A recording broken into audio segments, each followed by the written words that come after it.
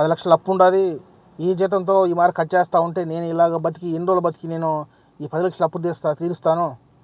ఇప్పుడైనా మన ఫ్రెండ్స్ని కానీ మన రిలేటివ్స్ కానీ ఎవరికైనా వీసాలు తీయాలంటే 1-2 సార్లు 1-10 సార్లు చెక్ చేసుకొని ఇల్లు మంచిదా, నిజంగానే డ్రైవర్గా పనిచేస్తున్నాడా, లేకపోతే దివాన్లోకి నిజంగానే వస్తున్నాడా. ఒకవేళ ఇక్కడికి వస్తే ఎడారిలో మనుషులు లేదని చెప్పి ఇతన్ని అక్కడికి పిలుచుకుపోవడం. హాయ్ హలో నమస్తే అండి, welcome back to our video. నా పేరు హరినాథ్, నేను కువైట్లో ఉంటాను. నిన్న టిక్టాక్లో ఒక వీడియో చూశాను అన్నమాట. ఏంటంటే ఈ కువైట్లో చాలా వరకు మన తెలుగు వాళ్ళు అలాగే ఆడవాళ్ళు కానీ మగవాళ్ళు కానీ నాకే కష్టాలు ఉన్నాయి, నాకే సమస్యలు ఉన్నాయి, నేనే బాధపడిపోతున్నా, నాకే అప్పులు ఉన్నాయని చెప్పి తెగ బాధపడిపోతుంటారు. నేను ఆ వీడియో చూసింటాంచే ఇతని సమస్య కన్నా మనమే ఇంట్లో చాలా బెటర్ అనిపించింది. మీకు లాస్ట్లో కానీ మిడిల్లో కానీ ఆ వీడియో ప్లే చేస్తా, చూడండి ఒకసారి. టిక్టాక్లో ఒక బ్రదర్ వచ్చేసి వీడియో పెట్టి చాలా అంటే చాలా బాధపడిపోతున్నాడు. ఈ విధంగా నేను ఏజెంట్ ద్వారా లేకపోతే వాళ్ళ ఫ్యామిలీ మెంబరు ఎవరో అతనికి ఇంట్లో వీసా అని చెప్పి ఇక్కడికి తీసుకొచ్చారు. ఇంట్లో డ్రైవర్ అని చెప్పి ఇంట్లో పని చేయకుండా అతను తీసుకెళ్ళి మజిరాలో అంటే తోటల్లో పని చేయించి తనాదులు అడిగితే తనాదులు లేకుండా, అలాగే తిరిగి అతన్ని కొట్టడం, చిన్న చిన్న మొక్కలు పెంచమనడం, అలా మొక్కలు పెంచే క్రమంలో ఒకవేళ చనిపోతే జీతం పట్టుకోవడం, అదేమైనా తెచ్చిపోవడం, ఒకవేళ సామాన్లు తెచ్చినా కానీ అతని శాలరీలో నుంచే కట్ చేసి అతనికి సామాన్లు తేవటం, ఇలాంటి పోస్ట్ చేసి చాలా అంటే చాలా బాధపడ్డాడు. నేను కూడా ఆ వీడియో చూసా, మీరు కూడా టిక్టాక్లో చూసే ఉంటారు. ఒకవేళ చూడకుండా ఉంటే మీకు ఒకసారి చూడండి. సో ఇప్పుడు నేనేమంటున్నా అంటే కువైట్లో చాలా వరకు కొంత దూరం పోతేనే నాకు ఇంత డ్యూటీ అనిపిస్తుంది, నేను ఇంత దూరం వచ్చాను, ఇంత పనులు చేస్తాను, బయటకు కడుగుతున్నాను, హమాములు కడుగుతున్నాను, అదే బాత్రూమ్లు కడుగుతున్నాను, బయట కడుగుతున్నాను, క్లీన్ చేస్తున్నాను, చెత్త ఎత్తున్నాను, ఇవన్నీ చెప్పేదానికన్నా ఎవరు లేని ఎడారులు తీసుకెళ్ళి, ఒకవేళ ఇన్ కేసు ఉండొచ్చు అంటే ఒకరో ఇద్దరు ఉంటారు అలా ఫ్రెండ్స్గా, అలా ఒకరు ఇద్దరు కన్నా మనం ఇక్కడ జలాల్లో ఉన్నాం. ఎదురుగా చూస్తే బకాలు ఉంటుంది, కోట్లు ఉంటే మనం బండిలో ఎక్కించుకొని సిటీలు చూపిస్తారు. ఓకేనా, సిటీకి వెళ్తాం, పక్కన షాపింగ్ మాల్స్కి వెళ్తాం. ఈదులో మన తెలుగు వాళ్ళు కానీ ఎవరో కానీ మనుషులు అయితే కనపడుతూ ఉంటారు. సో ఎడార్లో ఎవరు ఉండరు కదా, ఎప్పుడు చూసినా ఒకరో ఇద్దరు ఉంటారో, ఇద్దరు లేచిన టైం ఓళ్ళు మొహాలు చూసుకునే ఉండాలి అనమాట. ఓళ్ళు ఉన్న వరకు లేకనంటే పొట్టేళ్ళు ఉంటే పొట్టేలు చూసుకోవాలి, గొర్రెలు ఉంటే గొర్రెలు చూసుకోవాలి, ఒంట్లు ఉంటే ఒంట్లు చూసుకోవాలి.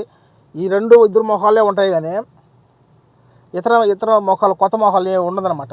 అలాంటప్పుడు మైండ్ అనేది డిప్రెషన్లోకి వెళ్ళిపోయి చాలా అంటే చాలా బాధపడిపోతారు. అందుకే ఎడార్లో ఉన్న చాలా వరకు తగ్గిపోతారు.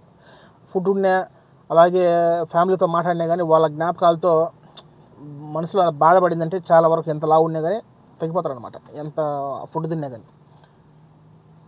సో దేవుడి దయ వల్ల అతను ఎలా వచ్చాడో తెలియదు కానీ మొత్తానికైతే అతని నుంచి తనాదులు అయితే పొందాను అని చెప్పి అది నాకు టిక్టాక్లో చాలా వరకు ప్రార్థన చేశారు. నాకు తనాదులు అయితే ఇచ్చేశారు. నేను చాలా హ్యాపీగా ఉన్నా, ఇంకొక పనిలో ఉన్నా అని చెప్పేసి దేవుడి దయ వల్ల వీడియో అయితే పెట్టేశాడు. చాలా అంటే చాలా హ్యాపీ. సో అతని వీడియో చూస్తూ ఉంటే నాకు ఎంత బాధ ఉందో మీకైతే ఎంత ఉందో తెలియదు కానీ నాకైతే చాలా బాగా అనిపించింది. అతని పరిస్థితి కన్నా మనకు చాలా బెటర్ అనిపించింది. ఎందుకంటే అతనికి ఇంకా లాస్ట్లో ఇంకొక మాట చెప్పాడు అనమాట, నాకు 10 లక్షల అప్పు ఉంది, నేను ఇక్కడ నా శాలరీలోంచి కట్ చేస్తుంటే నాకు ఇంత తక్కువ జీతంతో నేను ఇప్పుడు 10 లక్షలు సంపాదించి మన ఫ్యామిలీని పోషించుకుంటూ 10 లక్షలు అప్పు తీర్చాలంట. ఎంత బాధ, ఎంత కష్టం ఉంటుంది ఒక వ్యక్తే, మళ్ళీ ఒక ఫ్యామిలీకి. అతనికి పిల్లలు ఉన్నారో మరి తెలియదు చెప్పలేదు కానీ 10 లక్షల అప్పు ఉండాది. ఈ జీతంతో ఈ మారి కట్ చేస్తూ ఉంటే నేను ఇలాగ బతికి ఎన్ని రోజులు బతికి నేను ఈ 10 లక్షల అప్పు తీరుస్తాను.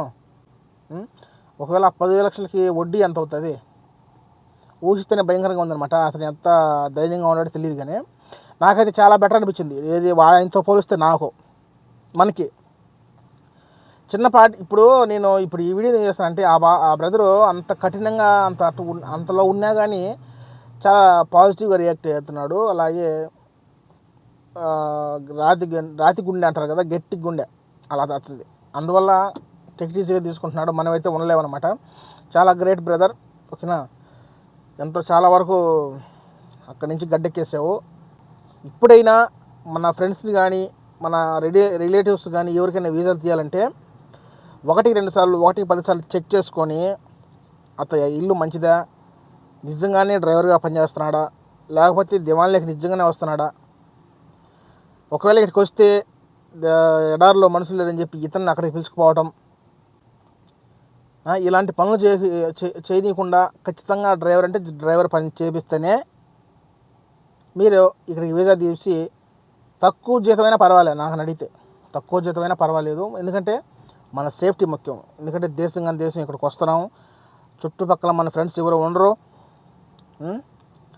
సో ఇలాంటి క్రమంలో అన్నీ తెలుసుకొని వీసా తీస్తే, ముఖ్యంగా ఈ ఏజెంట్లు ఎప్పుడైతే నాశనం అయిపోతారో అప్పుడే బాగుంటుంది అనిపిస్తుంది.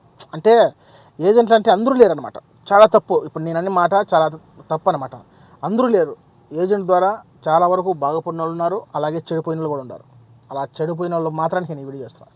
ఏజెంట్ మాటలు అసలు నమ్మొద్దు. ఈ మరి మీకు వీసా తీస్తాం, మంచి ఇల్లు, అది అలా ఉంటుంది ఇలా ఉంటుంది అని చెప్పేసి తీరా అక్కడికి వెళ్ళిన తర్వాత సిచ్యువేషన్ వేరేగా ఉంటుంది.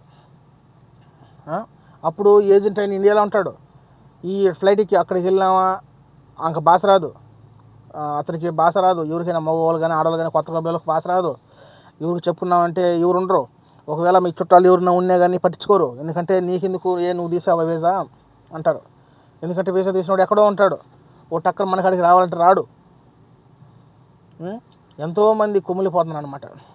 సో నేను చెప్పొచ్చేది ఏంటంటే, ఎవరైనా వీసా తీసుకునేటప్పుడు 1-10 సార్లు చెక్ చేసుకొని, అది నిజంగా ఇంట్లో డ్రైవర్ అయినా లేకపోతే బయటికి పిలుచుకోమంటారా, లేకపోతే ఏం పని అని తెలుసుకొని, ఒకవేళ ఇక్కడికి వచ్చినాక ఒకవేళ ఇంటికాడ అన్నీ కరెక్ట్గా ఉన్నాయి, ఇక్కడికి వచ్చినాక కోవిడ్ వాళ్ళతో మాట్లాడే దమ్ము ఉంటేనే తప్ప అతను వాళ్ళకి వీసాలు తీయొద్దు. ఎవరన్నా చూసినారు కానీ అలాగే మీరు కూడా మోసపోవద్దు. ఓకేనా? ఇదేనమాట వీడియో. ఏమైనా కింద కామెంట్ ఉంటే చెప్పండి, నేను దానికి రిప్లై ఇస్తాను. ఓకేనా? నెక్స్ట్ వీడియోతో మళ్ళీ వస్తాను. Okay, bye.